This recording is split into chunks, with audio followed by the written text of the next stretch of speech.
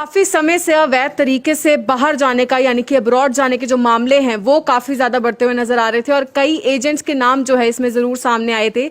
लेकिन उसी के साथ साथ कई उन लोगों के भी नाम जो है बदनाम जरूर हुए जो कि लीगली काम कर रहे थे, लेकिन क्योंकि लोगों की ऐसी सोच थी कि सभी जो है एक ही नाव में सवार होकर जा रहे थे या सभी में कोई ना कोई इस तरीके की बात जरूर है। लेकिन हम इस समय आपको लेकर पहुंचे हैं करनाल के सेक्टर 16 में, जहां पर हमारे साथ एक ऐसे शख्स मौजूद है जिन्होंने हाल ही में अपने बेटे को जो है लंदन भेजा है, वानी इंस्टीट्यूट ऑफ आइल्स, जिसके बारे में पहले भी करनाल ब्रेकिंग न्यूज की टीम जो है काफी बार आप लोगों को जानकारी दे चुकी है, जो कि एक लीगल तरीके से जो है एजुकेशन कंसल्टेंट है, यानी कि बच्चों को गाइड किया जाता है कहां पर किस कंट्री में किस तरीके से वो लोग जा सकते हैं, कौन से कोर्स में वो लोग जा सकते हैं। तो हमारे साथ उस बच्चे के पेरेंट यहाँ पर मौजूद है, एक बार हम उन्हीं से पहले जानना चाहेंगे।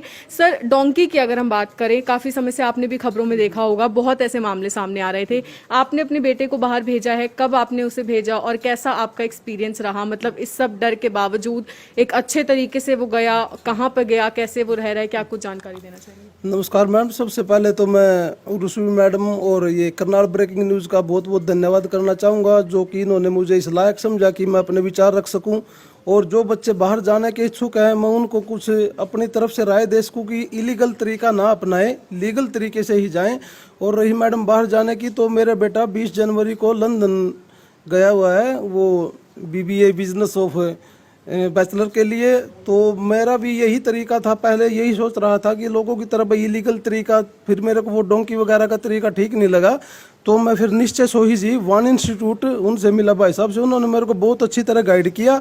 बेटे की आईलेट्स करवाई, आईलेट्स करवाने के बाद इन्होंने मुझे अच्छी तरह गाइड किया, मुझे मेरी मदद की। फिर मैंने एक नंबर में लीगल तरीके से बेटे को वीज़ा वगैरह लगवा के लंदन भेजा और मेरा बेटा बहुत सक्सेस है वहाँ पर। पढ़ाई भी अच्छी चल रही है, काम भी अच्छा मिल रहा है, काम भी कर रहा है। और मैं निश्चय सोही जी का तहे दिल से धन्यवाद करता हूँ कि उन्होंने मेरे बेटे की लाइफ बना दी, मुझे अच्छी गाइडलाइन दी, और बहुत बहुत धन्यवाद। तो आप सब भी जो भाई मेरी वीडियो ये देख रहे हैं, जो सुन रहे हैं, मैं चाहूँगा कि एक बार निश्चय सोही जी से कंसल्टेंट ज़रूर करें। उनका मोबाइल नंबर है 9255562555। एक बार उनसे अवश्य मिलें, क्योंकि ये आपके बेटे की ज़िंदगी का सवाल है, उनके साथ कोई खिलवाड़ भी हो सकता है। और ये इलीगल तरीका जो है, ये डोंकी वगैरह का, ये ना अपनाएं प्लीज़। मेरी हाथ जोड़ के रिक्वेस्ट है, अपने बच्चे के भविष्य का ध्यान रखें और उनको लीगल तरीके से ही बाहर भेजें।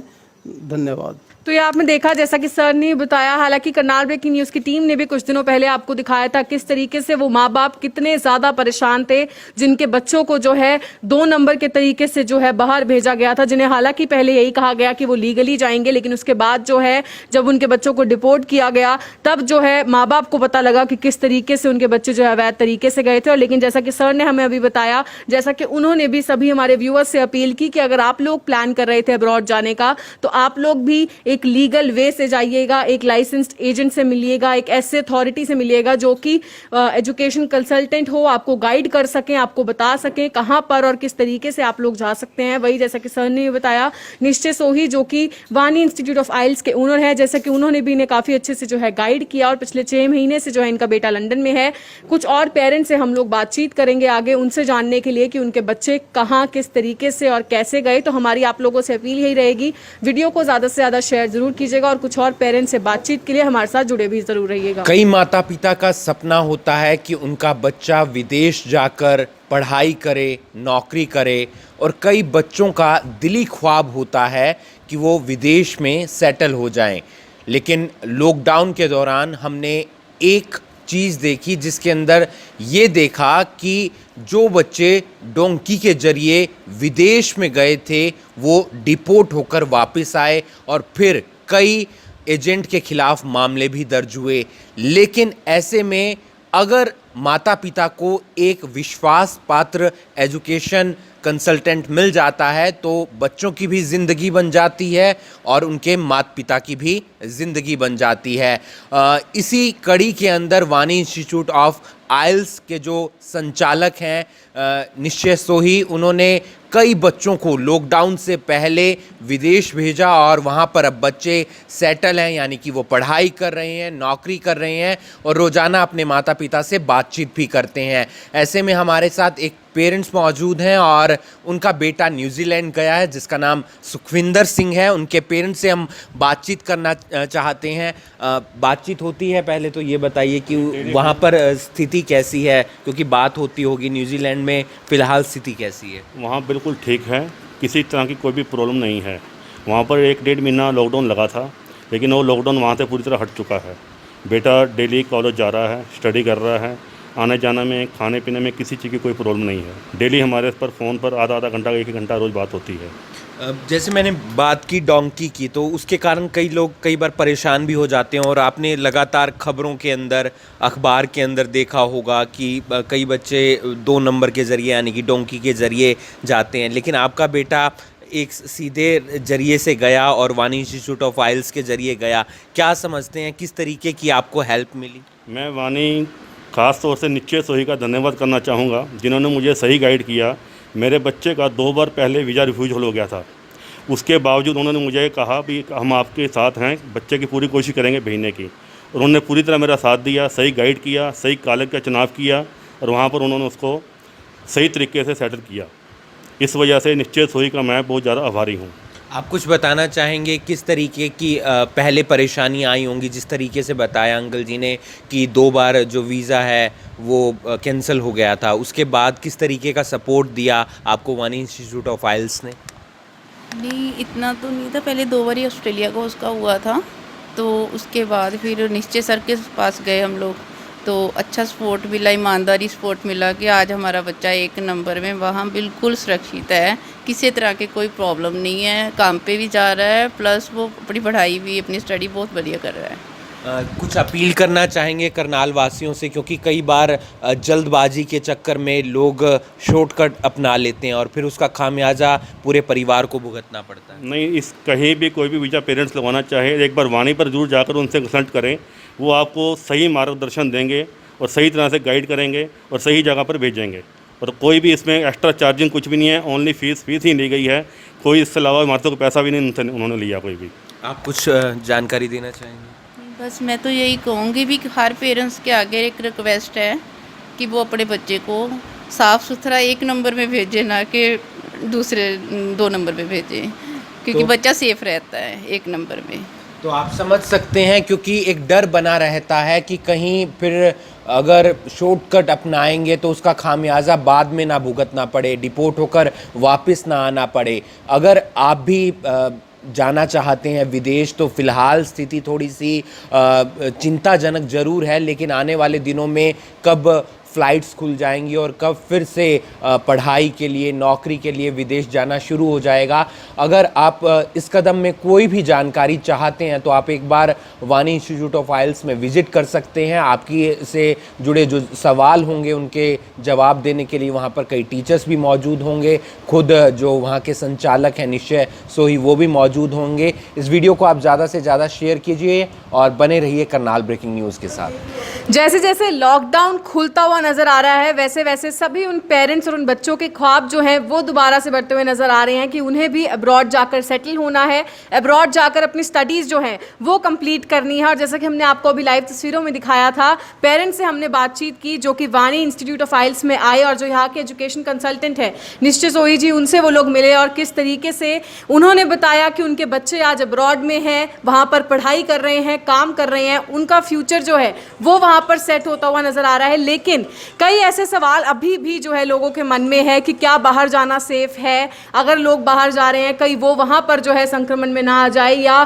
कई ऐसी जो है घटनाएं भी सामने आई कि किस तरीके से अवैध तरीके से यानी कि 2 नंबर से डोंकी के जरिए भी जो है कई लोग बाहर गए, जो कि अभी कुछ समय पहले ही जो है जिन्हें इंडिया वापस डिपोर्ट कर दिया गया था। तो ऐसे काफ़ी सवाल जो हैं वो लोगों के मन में थे, जो लोग अमूमन पूछा करते थे। और इन्हीं सवालों के जवाब पाने के लिए हम लोग यहाँ पर आज पहुँचे हैं Wani institute of IELTS and overseas overseas में, जहाँ पर निश्चित सोही सर इस समय हमारे साथ यहाँ पर मौजूद हैं। उनसे एक बार हम जानना चाहेंगे। सर, पहले तो मैं आपको कंग्रेचुलेट करना चाहूँगी क्योंकि हम आपके कुछ ऐसे क्लाइंट्स के पास अभी गए थे उनसे जानने के लिए कि उनके बच्चे जो है अब्रॉड में सेटल हुए हैं, पढ़ रहे हैं, तो उनके एक्सपीरियंस के बारे में तो आप लोगों को क्या कुछ बताना चाहेंगे? क्योंकि डोंकी एक ऐसा वर्ड अब इस समय बन चुका है कि हर पेरेंट अपने बच्चे को भेजने से पहले काफ़ी डर रहा है कि कहीं ऐसा ना हो हमारा बच्चा कहीं फंस जाए या किसी गलत तरीके से ना जाए। तो किस तरीके से पेरेंट्स को अपने बच्चों को भेजने से पहले पूरी सभी बातों का ध्यान रखना चाहिए? क्या कुछ जानकारी उसके बारे में? पहले तो उर्वशी जी, मैं आपका थैंक यू करता हूँ कि आप हमारे यहाँ आए और आपने हमारी रिपोर्ट जो है वो ग्राउंड पे जाके ली। आप लोगों ने देखा है कि पिछले कुछ दिनों से ऐसे बहुत सारी चीज़ें हम लोग टीवी पे सुन रहे हैं, आपके चैनल के माध्यम से भी हमने देखा कि बहुत सारे स्टूडेंट मैं उनको नहीं कहूँगा, बहुत सारे लोग डिपोर्ट होकर आए। वो स्टूडेंट नहीं थे, ठीक है। वो जो 2 नंबर के साथ जाने वाला काम था वो स्टूडेंट नहीं थे। वो लोग, उनको बाहर सेटल होने के लिए एक कोई वे चाहिए था, वो लीगल इलीगल वे की उनको कोई परवाह नहीं थी। तो दोनों लोग जो थे उसमें, वो दोनों लोग दोषी। अगर किसी भी स्टूडेंट को एब्रॉड में जाना है, सपोज ऑस्ट्रेलिया या न्यूजीलैंड में जाना है या यूके में जाना है या यूएसए में भी जाना है, तो वो स्टडी के थ्रू जाए। एजुकेशन, कोई भी एजुकेशन कंसल्टेंट जो है, आप जिसका फीडबैक फेसबुक पे भी, आजकल तो फेसबुक ऐसा हो गया कि फेसबुक पे आप रिव्यू ले सकते, रिव्यू जो आते हैं नीचे, उससे आप देख सकते हो कि कौन सा कंसल्टेंट किस तरीके से काम कर रहा है। अगर बात चुनने की करें हम लोग कंसल्टेंट की, क्योंकि करनाल, आपको पता, करनाल बहुत बड़ा हब बनता जा रहा है एजुकेशन कंसल्टेंट, जो एजुकेशन अब्रॉड का बहुत बड़ा हब बनता जा रहा है। यहाँ पर चॉइस करना थोड़ा मुश्किल ही होता है कि किसके पास जाए, क्योंकि सभी ने ही अपने बड़े बड़े ऑफिसेस यहाँ ओपन किए हुए हैं। अब उस समय स्टूडेंट, उसके पेरेंट्स जो है वो बहुत कंफ्यूज हो जाते हैं कि हम किसके पास जाएं और किसके पास नहीं जाएं। उसके लिए बड़ा आप सीधा सा वे ये है, आजकल हर जो स्टूडेंट है वो भी सोशल मीडिया पे, जो एजुकेशन कंसल्टेंट है जिन्होंने अपनी फर्म बनाई है वो भी सोशल मीडिया पे हैं। जब वो सब, हम सब लोग सोशल मीडिया पे, तो आप लोग सब लोगों का रिव्यू आप चेक करते हैं और रिव्यू में अच्छे बुरे रिव्यू आपको देखने चाहिए। सर, रिव्यूज़ की जैसा कि आपने बात की, यही रिव्यूज़ जानने के लिए हम लोग उन ऐसे लोगों के पास पहुंचे थे जिनके बच्चे, जैसा कि मैंने बताया, सेटल्ड है। एक बच्चा यूके में है, एक बच्चा ऑस्ट्रेलिया में है, एक बच्चा न्यूजीलैंड में है।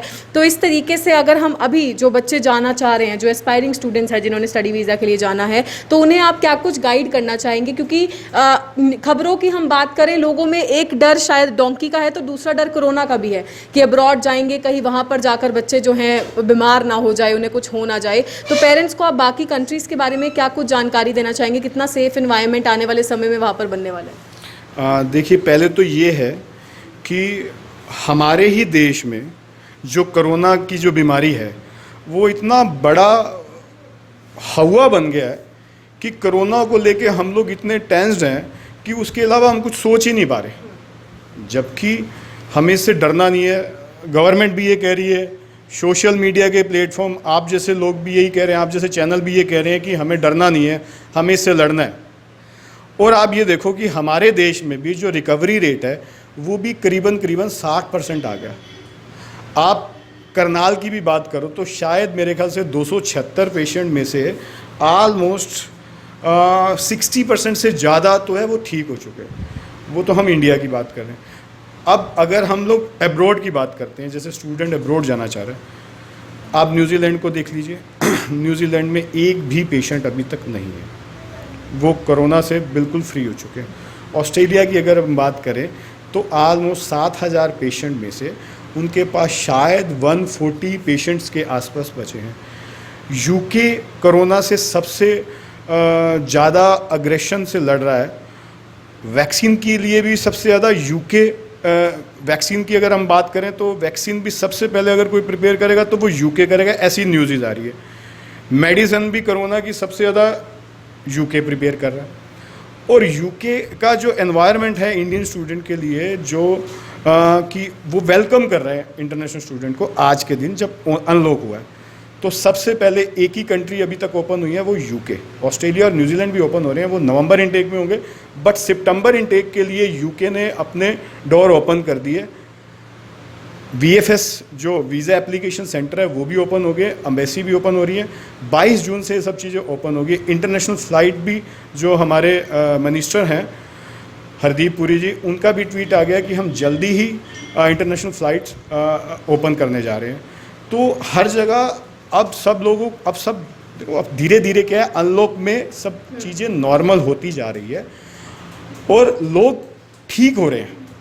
बहुत सारी ऐसी बीमारियां आपको पता है कि चल ही रही है, सबके साथ लड़ रहे हैं, लोग जी भी रहे हैं। अगर हम लोग बिल्कुल घर पे बैठ जाएंगे, कुछ भी काम नहीं करेंगे, तो फिर हमारा काम कैसे चलेगा? काम हमारा ये, मैं आपके व्यूअर्स को एक और बात कहना चाह रहा हूँ कि हम लोग सिर्फ एजुकेशन कंसल्टेंट हैं।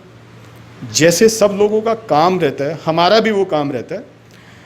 प्रैक्टिकली सोचो कि स्टूडेंट का पहला जो चॉइस है वो अब्रॉड जाके हायर स्टडी करने का।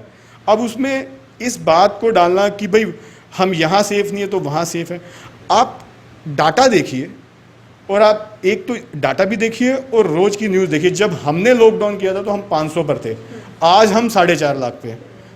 एक्टिव कितने हैं? अनएक्टिव भी हो गए और एक्टिव भी। बट जिस तरीके से लोग इसको ले रहे हैं, जिस तरीके से इसका डर क्रिएट हो रहा है, वो डर मत क्रिएट हो। प्रैक्टिकली लाइफ जीने की हमें कोशिश करनी चाहिए। और हम लोगों ने अपने ऑफिसेज ओपन कर लिए हैं।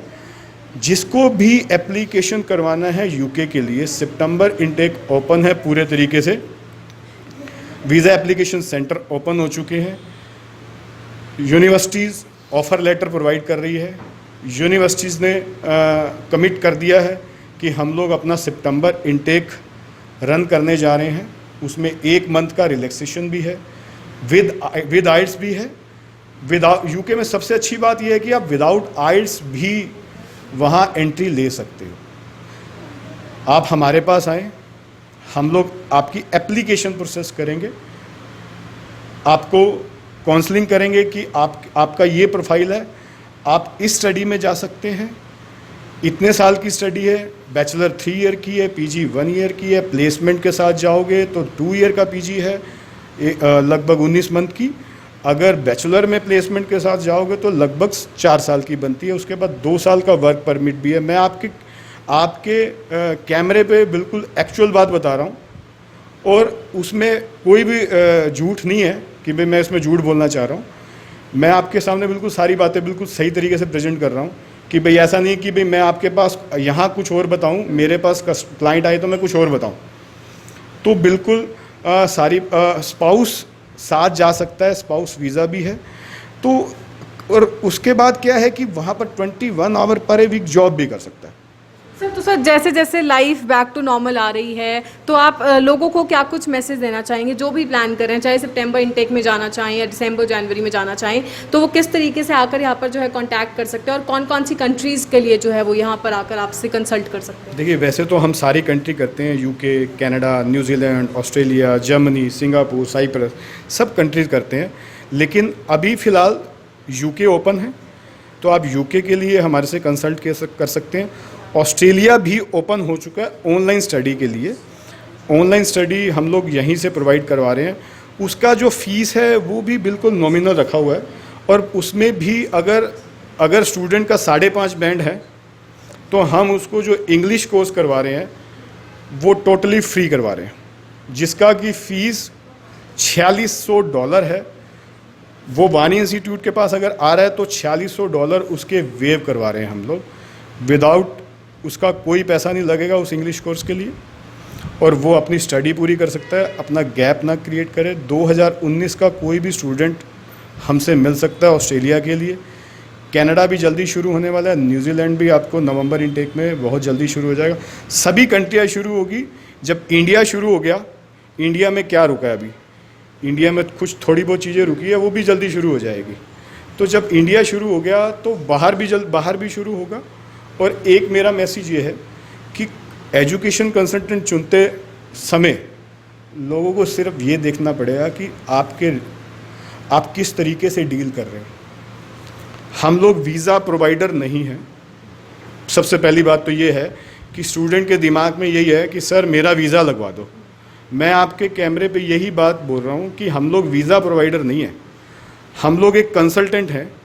आप हमारे पास अपने एकेडमिक लेकर आते हो, हम आपको ये बताते हैं कि कौन सी कंट्री आपके लिए सूट कर रही है। इस एकेडमिक पे आप यूके जा सकते हो, या कनाडा जा सकते हो, या ऑस्ट्रेलिया जा सकते हो, या न्यूजीलैंड जा सकते हो। उसके बाद हम आपकी फ़ाइल असेस करते हैं, फ़ीस आपके अकाउंट से जाती है।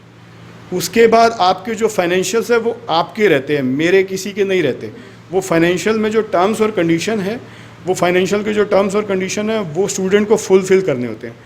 उसके बाद यूनिवर्सिटी से उसकी सीओई या कास्ट लेटर, यूके में कास्ट लेटर आता है, ऑस्ट्रेलिया में सीओई आती है।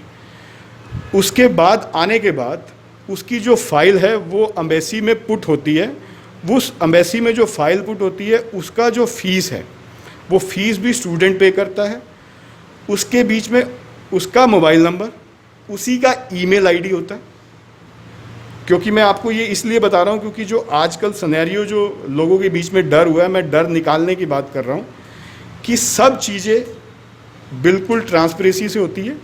लेकिन आपको जो एजुकेशन कंसल्टेंट का जो चॉइस है, चुनाव जो करना है वो आपको करना है कि बैठे तो बहुत सारे, चुनाव आपको करना है।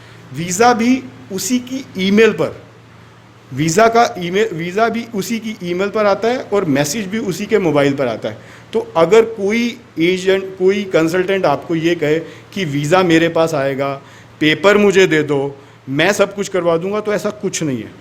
तो आप देख सकते हैं जैसा कि सर ने बताया कि पूरी ट्रांसपेरेंसी से, हालांकि वानी institute of files and overseas में जो है काम किया जाता है। कुछ ऐसे की पॉइंट्स भी सर ने हमें यहाँ पर बताए जो कि आप लोगों को ध्यान में रखना है। अगर आप लोग अब्रॉड जाने का प्लान करते हैं तो ऐसे किसी एजेंट के पास, ऐसे किसी एजुकेशन कंसल्टेंट के पास ना जाइए जो शायद आपको ट्रांसपेरेंसी से जो है पूरा प्रोसीजर ना बताए, पूरी जानकारी ना दे। लाइव तस्वीरें हम लोग आपको दिखा रहे थे करनाल के वानी institute of files and overseas से।